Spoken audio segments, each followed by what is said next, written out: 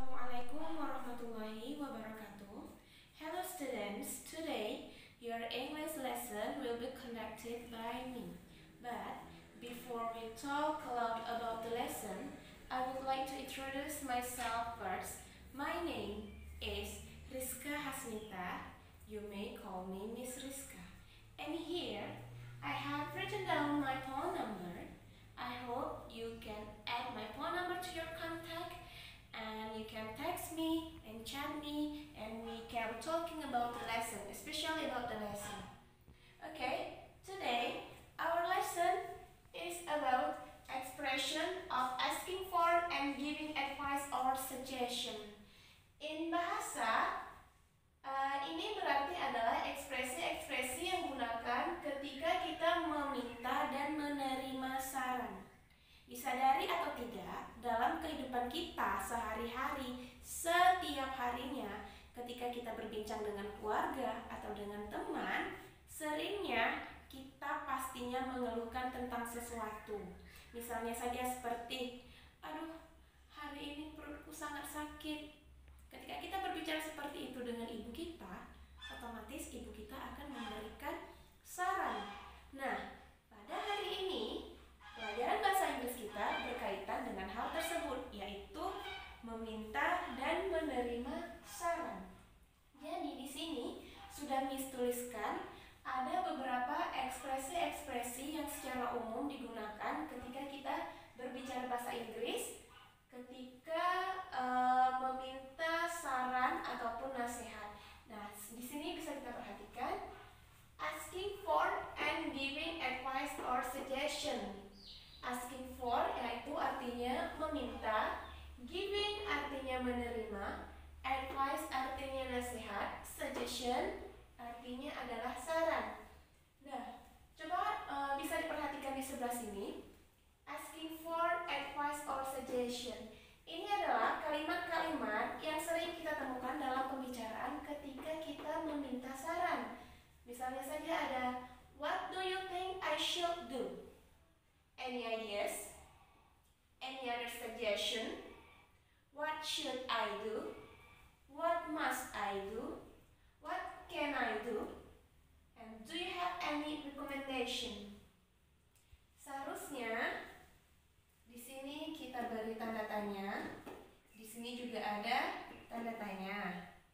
Dan di sini juga ada tanda tanya. Iya. Nah, di sini bisa kita perhatikan kalimat-kalimat ini terdengar berbeda, tetapi memiliki arti yang sama. Misalnya saja dengan what do you think I should do? Menurut kamu, apa yang harus aku lakukan? Dan yang ini, any ideas? Ada ide yang lain? Yang ini, any other suggestion? Ada saran yang lain?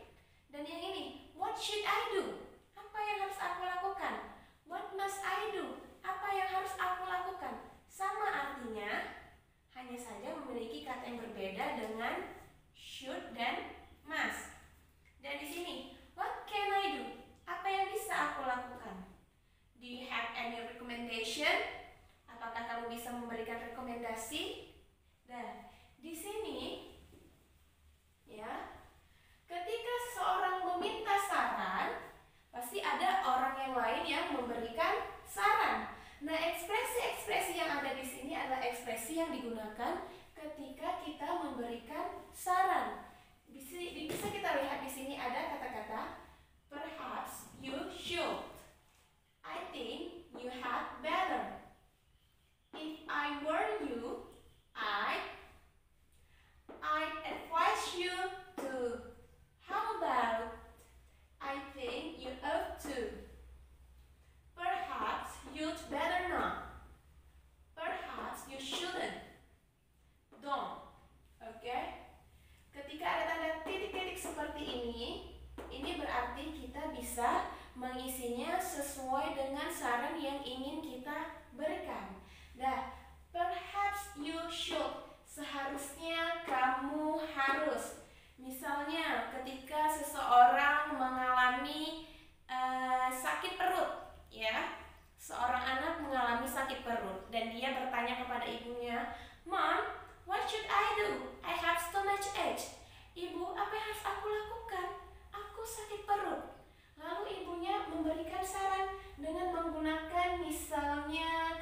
kata-kata perhaps you should.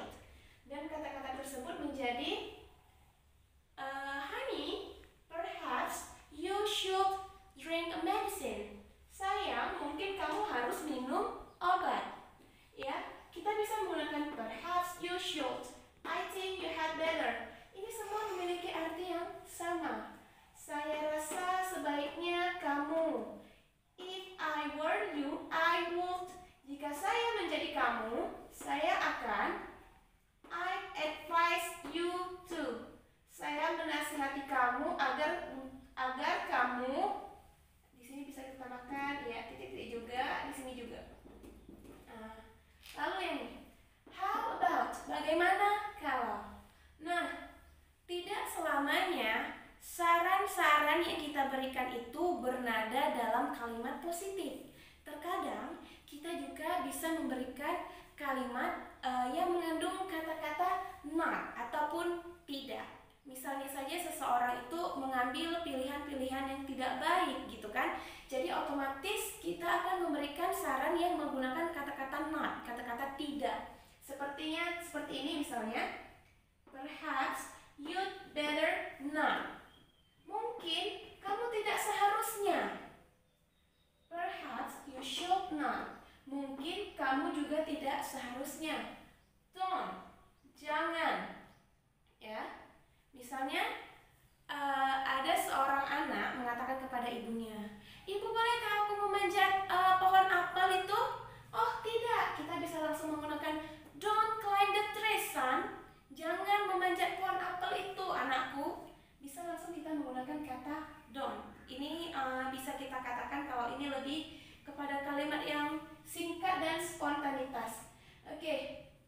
Ketika kita sudah meminta saran, sudah memberi saran, pasti kita juga merespon terhadap saran-saran tersebut. Nah, di sini ada beberapa pilihan kata-kata yang bisa kita gunakan ketika kita merespon dari saran orang-orang yang telah memberikan kepada kita. Misalnya saja ada alright, okay, yes, I guess I should, dan juga maybe.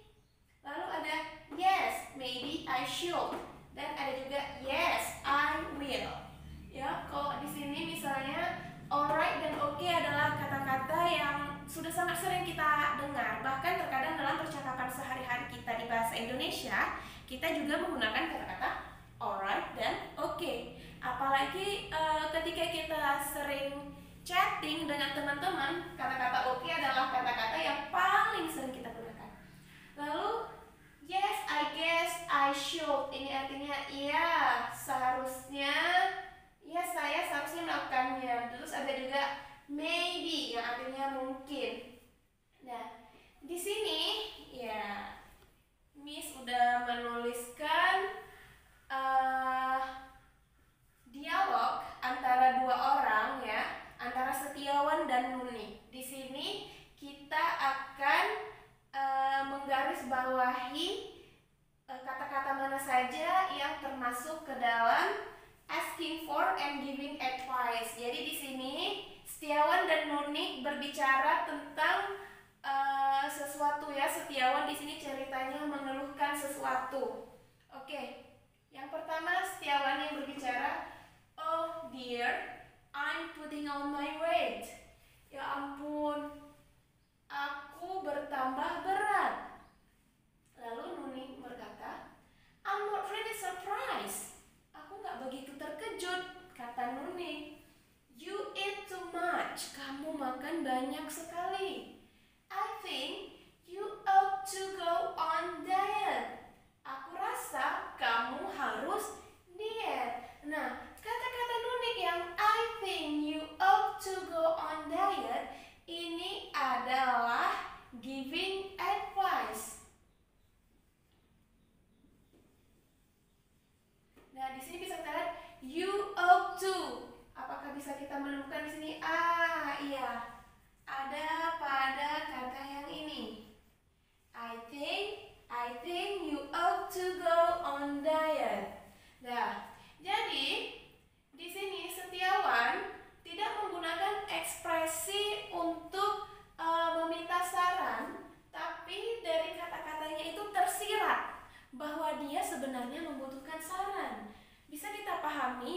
bahwa terkadang saran itu tidak harus diminta, tetapi ketika kita menceritakan problem kita, otomatis teman kita bisa merasakan empati dan memberikan saran kepada kita. Seperti Setiawan ini. Ya, Setiawan bercerita tentang kelebihan berat badannya. Lalu Nunik meresponnya dengan cepat dengan memberikan saran, kamu harus segera diet. Lalu Setiawan berbicara lagi, you see, I have tried diets, but they never work. Kamu tahu, aku udah coba diet, tapi nggak berhasil, kata Setiawan.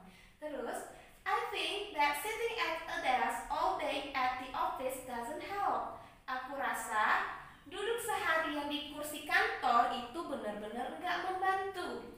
I really need more exercise. Aku benar-benar butuh latihan.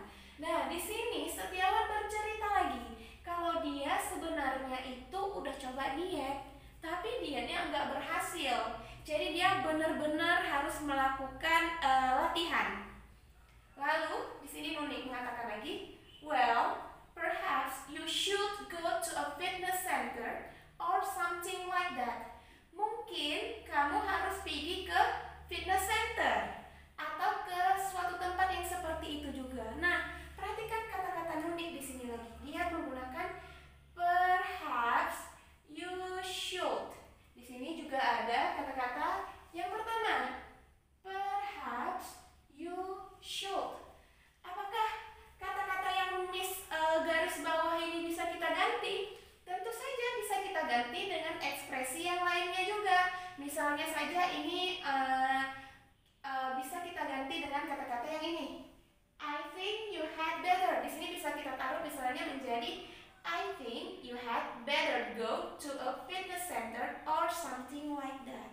Jadi ada banyak jalan untuk bisa membuat dialog menggunakan expressing giving advice and asking for advice ini ya. Lalu Setiawan membalas perkataan Nunik. I don't have enough time to exercise there. Aku nggak punya waktu yang banyak untuk latihan di sana. Besides, it is a boring place. Selain itu juga tempat yang ngebosenin. Lagi-lagi Setiawan bercerita tentang keluhannya. Dia mengeluh lagi di sini. Lalu Nunik mengatakan, yes, I think so too. Iya, aku juga pikir kayak gitu, kata Nunik. Well, perhaps you had better go jogging every morning. Nah, di sini Nunik memberi saran lagi. Ya, Nunik sangat rajin memberi saran untuk Setiawan ya. Ya, aku rasa sebaiknya kamu itu pergi jogging setiap pagi. Itu kata si Nunik. It is a cheap sport. Ini olahraga yang murah. Ya, benar banget. Jogging itu gampang banget ya. Tinggal setiap pagi, asal rajin aja, setiap pagi kita bisa lari-lari pagi. We both can have the exercise together. Kita berdua bisa pergi sama-sama. Bisa latihan bersama-sama. Terus apa kata Setiawan? Yes, that's a good idea. I will start doing this tomorrow morning. Ya, itu ide yang bagus. Aku akan memulainya pagi ini. Nah, di sini Setiawan berkata, yes, that's a good idea. Ini merupakan respon terhadap saran-saran yang sudah diberi oleh Nunik, ya. Jadi di sini Nunik itu memberikan banyak saran. Ada 1, 2, 3. Ada 3 saran yang diberi oleh Nunik dan direspon dengan sangat baik oleh Setiawan. Yang pada akhirnya Nunik dan Setiawan bisa jogging bersama-sama setiap pagi. Oke, Miss harap expression of asking for and giving advice ini benar-benar sangat membantu kita dalam kehidupan kita sehari-hari, apalagi tabel ekspresi-ekspresinya sudah ada seperti ini. Jadi membuat ekspresinya udah lebih mudah, benar-benar sangat membantu. Dan Miss harap ya murid-murid Miss semua bisa melakukan tugas dengan sangat baik, karena setelah ini Miss akan memberikan tugas yang berkenaan dengan materi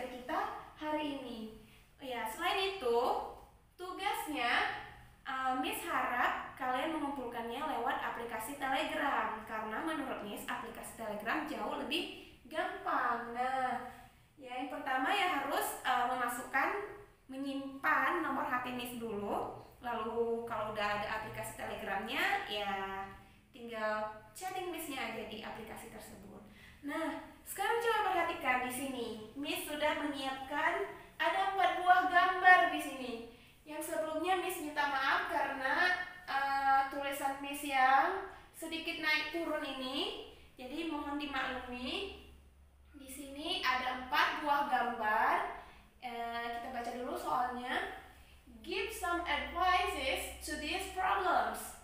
Berikan beberapa nasihat kepada problem-problem yang terjadi pada gambar di bawah ini. Number 1, di sini ada seorang perempuan berusaha tidur tapi matanya terbelalak seperti ini, yang pada intinya dia mengalami insomnia.